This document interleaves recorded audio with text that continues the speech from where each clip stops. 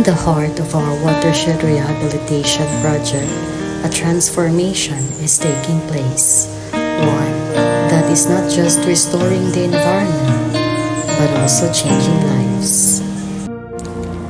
Meet one of our farmer beneficiary, a dedicated coffee farmer who once sold his harvest to big companies for minimal profit. Sa una, ang akong ginabaligya sa akong produkto, ang lisur yun. Nya, tungod kay barato magyud kayo, nya dugay kayo nga panahon nga ako yung pagpaningkamot nga ako ginggilo tayan bisan unsa ka barato ang kape. Like many farmers, Mr. Iraya faced challenges. Prices fluctuated and profits were low. But then, an opportunity arose. Hantod nga hingabot ang project sa National Power Corporation na Pukor, nakaabil ko sa maong project. Unya sa diha nga nakaabil nako, nadugangan na ang akong mga punuan sa kape kay nakaapil naman ko sa project sa National Power Corporation. Nagkahuna-huna ko nga mangita kong paagi nga makabaligya ko og finished product.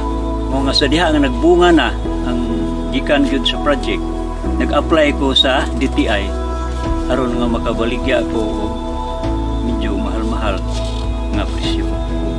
Gikan adto hantod na karon. Ang kape mao nga ako hing lahutay gyud ko bisan tuod ang akong area bakilid tungod kay ang kape mo sustenir siya sa dugay nga panahon. Ug ang akong pagtanom akong ginakontor wingkang sinug-ang nako aron sa pagpugong sa dahili sa yuta. Ug mo'y hinungdan nga dili niya walay makita nimo nga nakankan o nabanlas dinhi sa akong area tungod sa akong gibuhat. Ug gawas pa diha ako pag isang sidingan og mga kahoy sama sa palakata ipil-ipil.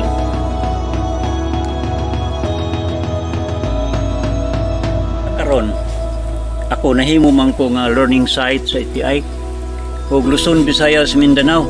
Nagkadiin-diin ang mga tao nga modiskubre dinhi sa akong kapihan. O daghan po kayong mga mag-uuma nga sama kanako nga gasugod o daghan kayo nga musugod pa sila og tanong og kape nga gaduol sa ako. Gusto ko nga mapadayon po ang ilang mga plano aron nga sa ingon ni ana ang project sa atong National Power Corporation mapadayon aron po nga mulambo ang tagsa-tagsa ka pangabuhian sa mga magulang.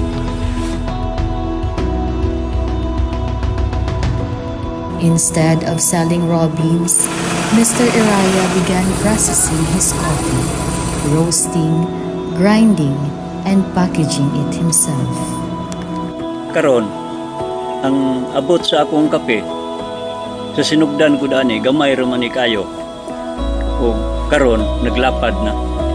Kay, ang masubra sa akong abot, ako man pag-ipalit og mga yuta. Ug sa diha nga nakapamalit na ko yung sobra na magyud sa 30 hektaryas sa palibot ang akong mga anak nadasig po sila nga mutan-aw aning mga mother plant nako sa akong farm. Ug kini nakita karon din mauni ang sinugdanan sa akong kapihan.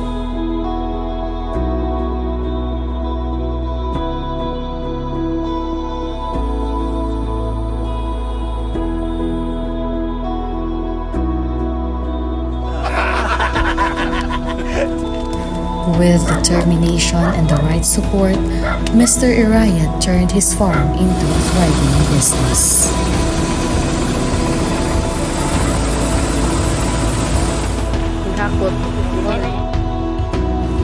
This is just one of the many stories proving that sustainable farming and value adding can uplift communities.